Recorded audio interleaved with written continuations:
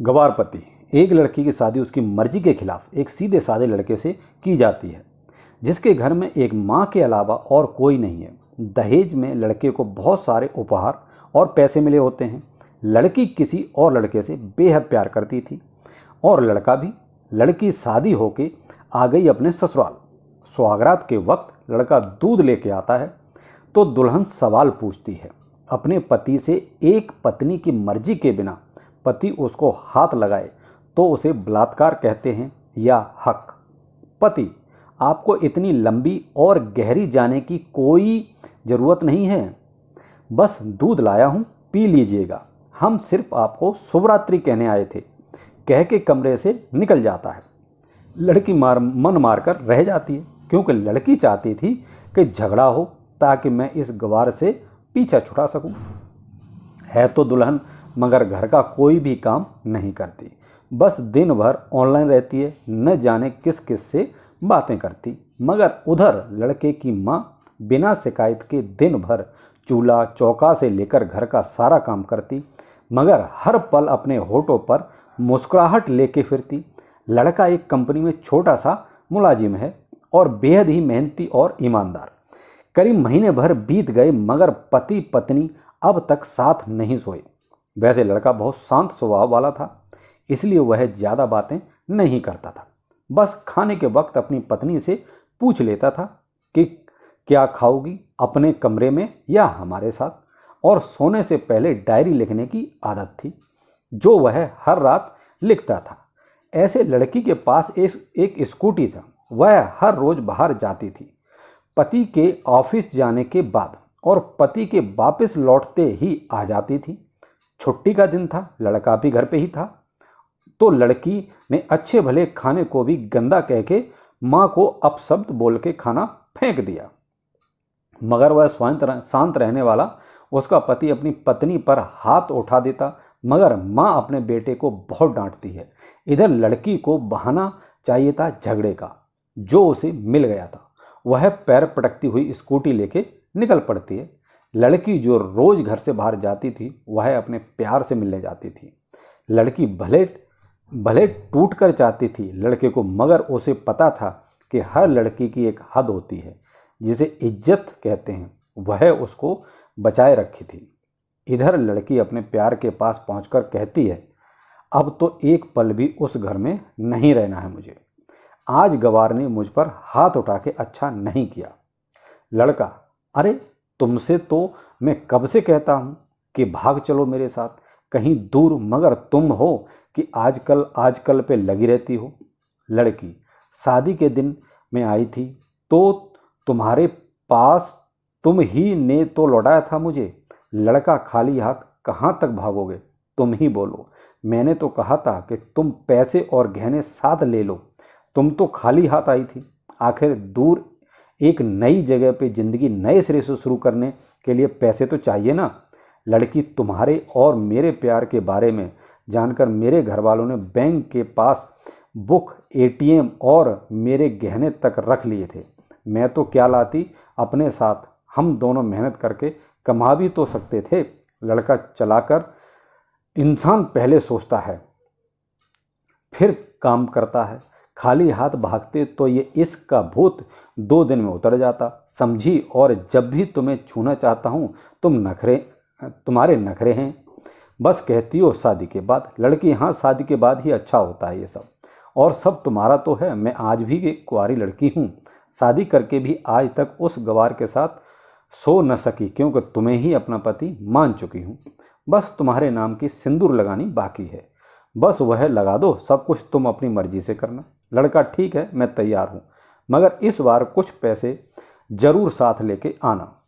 मत सोचना हम दौलत से प्यार करते हैं, हम सिर्फ तुमसे प्यार करते हैं, बस कुछ छोटी मोटी बिजनेस के लिए पैसे चाहिए। लड़की, उस गवार के पास कहाँ होगा पैसा, मेरे बाप ने 3 लाख रुपया ऊपर से मारुति कार ली है, बस कुछ गहने हैं वह लेके आऊँगी। लड़का लड़की को होटल का पता देकर चला जाता है। लड़की घर आके फिर से लड़ाई करती है, मगर अफसोस वह अकेली चिल्लाती रहती है, उससे लड़ने वाला कोई नहीं था। रात 8 बजे लड़के का मैसेज आता है, व्हाट्सएप पे कि कब आ रही हो। लड़की आवाज़ देती है, सब्र करो, कोई सोया नहीं है, मैं 12 बजे से पहले पहुंच जाऊंगी, क्योंकि यहाँ तुम्हारे बिना मेरी सांस घुटती है। लड़का, ओके, जल्दी आना, मैं होटल के बाहर खड़ा रहूँगा, बाय। लड़की अपने पति को बोल देती है कि मुझे खाना नहीं चाहिए, मैंने बाहर खा लिया है, इसलिए मुझे कोई परेशान न करे। इतना कह के दरवाज़ा बंद करके अंदर आती है कि पति बोलता है कि वह अलमारी में मेरी डायरी दे दो, फिर बंद करना दरवाज़ा, हम परेशान नहीं करेंगे। लड़की दरवाज़ा खोले बिना कहती है कि चाबियां दो अलमारी की। लड़का, तुम्हारे बिस्तर के पैरों तले हैं चाबी। मगर लड़की दरवाज़ा नहीं खोलती, बल्कि ज़ोर ज़ोर से गाना सुनने लगती है। बाहर पति कुछ देर दरवाज़ा पीटता है, फिर हार कर लौट जाता है। लड़की ने बड़े ज़ोर से गाना बजा रखा था। फिर वह अलमारी खोल कर देखती है, जो उसने पहली बार खोला था, क्योंकि वह अपना सामान अलग अलमारी में रखती थी। अलमारी खोलते ही हैरान रह जाती है। अलमारी में उसके अपने पासबुक, एटीएम कार्ड थे, जो उसके घर वालों ने छीन के रखे थे।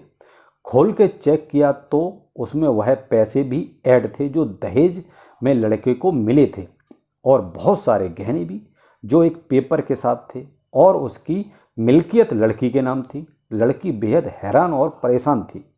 फिर उसकी नज़र डायरी पे पड़ती है और वह जल्दी से वह डायरी निकाल के पढ़ने लगती है। लिखा था, तुम्हारे पापा ने एक दिन मेरी माँ की जान बचाई थी अपना खून देकर। मैं अपनी माँ से बेहद प्यार करता हूँ, इसलिए मैंने छुपकर आपके पापा को प्रणाम करके कहा कि आपका ये अनमोल एहसान कभी नहीं भूलूंगा। कुछ दिन बाद आपके पापा हमारे घर आए, हमारे तुम्हारे रिश्ते की बात लेकर, मगर उन्होंने आपकी हर बात बताई हमें कि आप एक लड़के से बेहद प्यार करती हो। आपके पापा आपकी खुशी चाहते थे, इसलिए वह अब पहले लड़के को जानना चाहते थे। आखिर आप अपने पापा की प्रिंसेस जो थी, और हर बाप अपने प्रिंसेस के लिए एक अच्छा ईमानदार प्रिंस चाहता है। आपके पापा ने खोज करके पता लगाया कि वह लड़का बहुत सी लड़की को धोखा दे चुका है और पहली शादी भी हो चुकी है, यानी जो लड़की का प्रेमी है उसकी, ठीक है। पर आपको पता न सके, इसलिए उन्होंने पता था कि ये जो इश्क का नशा है वह हमेशा अपनों को गैर और गैर को अपना समझता है। एक बाप के मुंह से एक बेटी की कहानी सुनकर ये अचंभित भी हो गया। हर बाप यहाँ तक शायद ही सोचे, मुझे यकीन हो गया था कि एक अच्छा पति होने का सम्मान मिले न मिले, मगर एक दामाद होने की इज्जत मैं हमेशा पा सकता हूँ। मुझे दहेज में मिले सारे पैसे मैंने तुम्हारे अकाउंट में कर दिए हैं, और तुम्हारे घर से मिली गाड़ी आज भी तुम्हारे घर पे है, जो मैंने इसलिए भेजी ताकि जब तुम्हें तुमसे प्यार हो जाए, मुझसे प्यार हो जाए, तो साथ चलेंगे कहीं दूर घूमने। दहेज, इस नाम से नफरत है मुझे, क्योंकि मैंने इस दहेज में अपनी बहन और बाप को खोया है। मेरे बाप के अंतिम शब्द भी यही थे कि किसी बेटी के बाप से कभी 1 रुपया ना लेना। मर्द हो तो कमा के दिखाना, खिलाना। तुम आज़ाद हो, कहीं भी जा सकती हो। डायरी के 20 पन्नों पर तलाक की पेपर हैं, जहां मैंने पहले ही साइन कर दिया है। जब तुम्हें लगे कि अब इस गवार के साथ नहीं रहना है, तो साइन करके कहीं भी अपनी सारी चीज़ें लेके जा सकती हो। लड़की हैरान थी, परेशान थी। न चाहते हुए भी गवार के शब्दों ने दिल को छू लिया था। न चाहते हुए भी गवार के अनदेखे प्यार को महसूस करके पलकें नम हुई थी। आगे लिखा था, मैंने तुम्हें इसलिए मारा क्योंकि आपने माँ को गाली दी, और जो बेटा खुद के आगे माँ की बेइज्जती होते सहन कर जाए, फिर वह बेटा कैसा। कल आपके भी बच्चे होंगे, चाहे किसी के साथ भी हो, तब महसूस होगी माँ की महानता और प्यार। आपको दुल्हन बना के हमसफर बनाने लाया हूँ, ज़बरदस्ती करने नहीं। जब प्यार हो जाए तो भरपूर वसूल कर लूँगा आपसे। आपके हर गुस्ताखी का बदला हम शिद्दत से लेंगे। हम आपसे, गर आप मेरी हुई तो बेपनाह मोहब्बत करके किसी और की हुई तो आपके हक में दुआएं मांग के लड़की का फ़ोन बज रहा था, जो वाइब्रेशन मोड पे था, यानी कि साइलेंट था। लड़की अब दुल्हन बन चुकी थी। पलकों से आंसू गिर रहे थे। सिसकते हुए मोबाइल से पहले सिम निकाल के तोड़ा, फिर सारा सामान जैसा था वैसा रख के न जाने कब सो गई, पता नहीं चला। सुबह देर से जागी, तब तक गवार ऑफिस जा चुका था, यानी कि उनका पति, गवार पति, ठीक है। पहले नहा धोकर साड़ी पहनी, लंबी सी सिंदूर डाली, अपनी मांग से फिर मंगलसूत्र, जबकि पहले एक टीका जैसी साइड पे सिंदूर लगाती थी ताकि कोई लड़का ध्यान न दे, मगर आज 10 किलोमीटर से भी दिखाई दे ऐसी लंबी और गाढ़ी सिंदूर लगाई थी दुल्हन ने। फिर किचन में जाके सासू माँ को ज़बरदस्ती कमरे में लेकर तैयार होने को कहती है और अपने गवार पति के लिए थोड़े नमकीन, थोड़े हलवे और चाय बना के अपनी स्कूटी में सासू माँ को ज़बरदस्ती बिठाकर, जबकि कुछ पता ही नहीं है उनको कि बहू आज मुझे कहाँ ले जा रही है, बस बैठ जाती है, यानी सासू माँ को कुछ पता नहीं। फिर रास्ते में सासू माँ को पति के ऑफिस का पता पूछकर ऑफिस पहुँच जाती है। पति हैरान रह जाता है पत्नी को इस हालत में देखकर।